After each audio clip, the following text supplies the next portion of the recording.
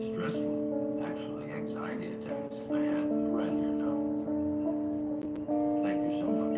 Thank you. Well, you know, you work through it. I work through it. How? How? Exercises. Breathing exercises.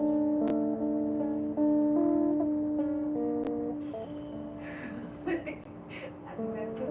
Yeah, but I did it, of course, away from everyone. Because, you have to remember that in those days, and this was a long time ago, in those days, you couldn't admit that there was ever anything wrong with you. Can you now? I want to tell you one thing, dear Whitney, before we begin. I never get involved in the personal lives of my artists. I'm not a babysitter. I'm not a camp counselor. I'm not a rabbi. I know music.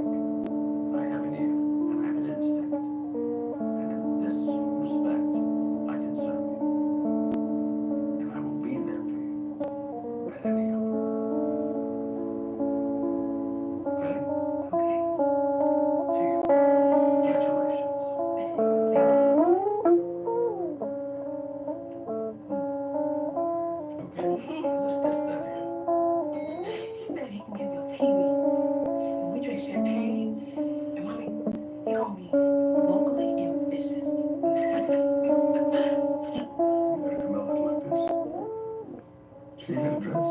She needs someone in a dress. I told her to dress up. What? Where's my nice jeans? Nice James. Yeah, well, Nice, it's James. just me. They don't want to see You know what I hate? you. This is a pet peeve I don't hear anyone talk about. How anyone who's ever playing a villain in a movie just whispers all their lines. Like this. The entire movie they talk like this. And even Christian Bale as Batman. Every line was delivered like this. And I hate it. Because they also EQ'd the shit out of his voice. So it wasn't just this. It was like a chorus effect on it.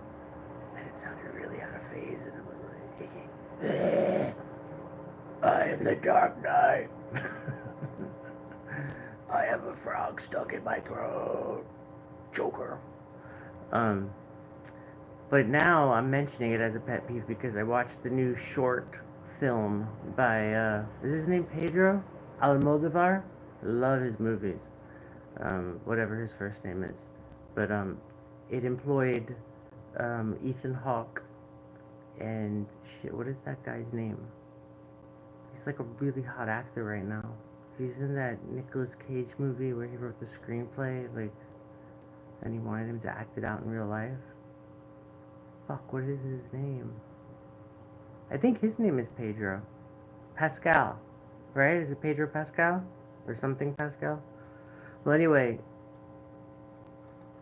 I think it was Ethan Hawke. I was going to say it was Pedro, but I think there's a scene where they're in the bedroom and they're talking to each other, but Ethan Hawke starts saying all of his lines like in a whisper like this. And I went, what the fuck? Is he supposed to be a villain? Only villains talk like that in movies and it's so unnatural. I guess it's supposed to sound menacing. Like, Christopher Walken is still my favorite character actor. Even though, Sam Rockwell and a bunch of other people give him a run for his money. I mean, Philip Seymour Hoffman was the best actor, in my opinion. And I still think Meryl Streep is among the best. I've seen so many riveting, amazing, emotionally charged performances that just seem real. Like, from even, I hate to admit it, but even like Renee Zellweger and Emily Blunt, um, Charlize Theron, Emma Stone, definitely. Emma Stone in Poor Things. Woo! And, but yeah, I don't think people seeing this movie seemed to slip under the radar. It was a Jason Reitman film called Tully. And I don't want to ruin anything about it. It's not like it has many twists and turns, but it's just a really riveting film. And I've seen it twice now. And I'm thinking I need to watch it a third time. And I never rewatch movies. Like, the only movie I'd rewatch like that would be a musical, like West Side Story or Little Shop of Horrors, because I want to watch it and sing along. So, that should tell you something. Tully. Tully. Oh my god, it was not at all what I expected. And even if I had expected the best from the genre, it's like a dramedy rom-com. even if I had expected the best, like the top tier, that it blows that away. It exceeded it. So really, I can't recommend Tully enough. It might be my favorite of the genre. I can't, and I honestly can't quite think of another movie like it. It's a very original movie. For me, at least, it was hard to tell where the pacing was. I couldn't break it down into scenes. There was no pivotal climax smack in the middle of the movie. It wasn't clear where the first, second, and third acts were. It wasn't clear who was going to die. It wasn't clear who was going to be a main actor or a supporting actor. It wasn't clear who you were going to see once and never see again in the movie. It wasn't clear who you were going to see once introduced later in the movie, but they're a main character. It was just so I'm making it sound like a screwball, curveball kind of movie, but it's not. It's just a really well written, well thought out premise and cast. Ooh, that cast is amazing. Everyone in it is so good, especially the two child actors. I mean, wow. For a kid to play autism, so they never say it's autism. It's cute. And I like that. I heard the film. Well, I read. I didn't hear anyone. I've never spoken to anyone who's seen it, but I've read about it, and I've read that people are upset because her special needs son is quirkiness, and they never diagnose him. Like, she claims she's taken him to every doctor. It's not that like they were negligent. It's just he never got a proper diagnosis, so they always call it his quirk or his quirkiness or his kid is quirky. You know, it's a family. It's a guy too. The husband is in the picture as well. I can't remember his name, but he's in that Louder Milk series that I haven't started watching yet on Netflix. I said yet, but I don't know if I'm going to watch it. I'm kind of really iffy with series. The only series I really liked, there's only a few. Breaking Bad, Sopranos, Love. I don't remember the name of it, but it's that one about Chicago Chronicles with Aubrey Plaza and Mark Maron and what's Dave Franco? I mentioned Aubrey Plaza, obviously The White Lotus. Both seasons are great, but the first season is exceptional, phenomenal. See, I only mentioned 4 series. Things that people like that I can't stand: Game of Thrones, Walking Dead, blah, shit like that. I can't. Even what is it called? Last of Us, the last one on Earth. The Last Man on Earth, the one about Pedro Pascal and you know, it's him and his daughter against like zombies. I tried watching that. I hate everything. You gotta really go. Oh, and Mindhunter, love Mindhunter, and I think it's criminal that it didn't get a second season. What else? What are some other good TV series? I'm gonna write a list because people always ask me, and I always have a. The only thing I ever say is Breaking Bad and Sopranos, but obviously I've watched shit more recent than that. Love is great. Has anyone seen Love? I think there's 3 seasons. It's on Netflix. It's so good, and it flies by. The episodes whiz by, even when you've already seen it. It's very heavy. It's a Judd Apatow production. It's very, it's a rom-com, but it's so good. Oh, and Mad Men. I couldn't stand Mad Men either. Like, I hate everything. You see what I'm saying? So, I went to write a list and instead I opened my video camera. You hear that humming? That's the guitar. Oh yeah, I was playing guitar, wasn't I? Doop.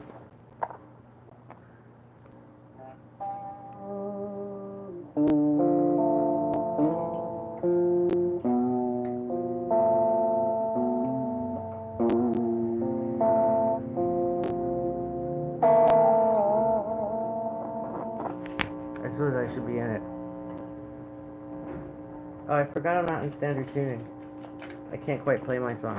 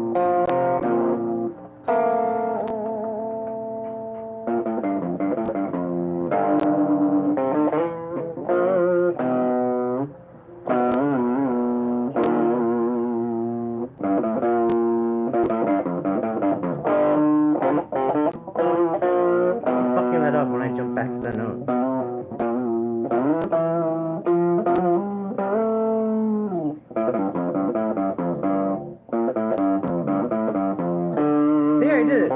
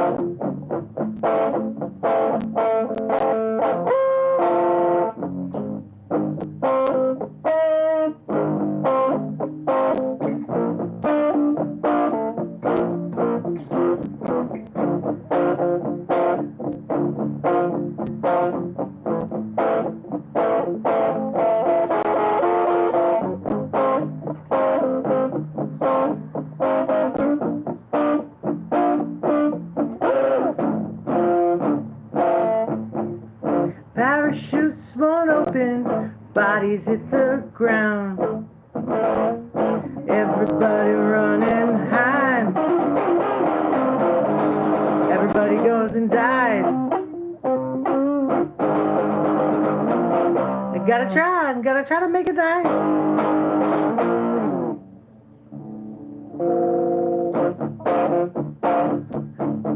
When my guitar's out of tune and I'm being lazy, I just play recklessly. And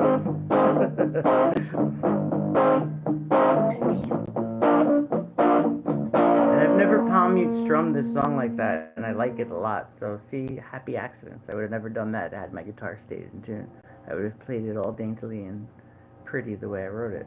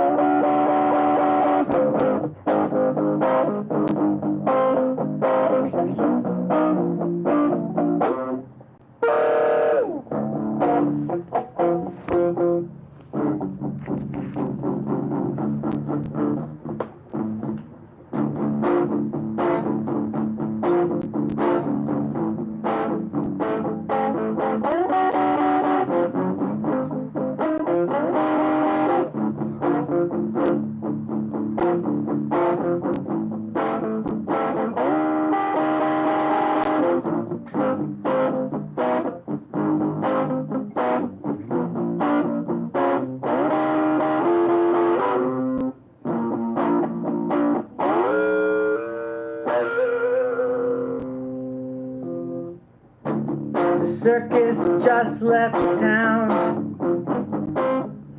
I'm trying, I'm satisfied. Everybody's got a running high. Circus just came to town. I'm happy and dry. Everybody gonna run and hide. Circus just left town.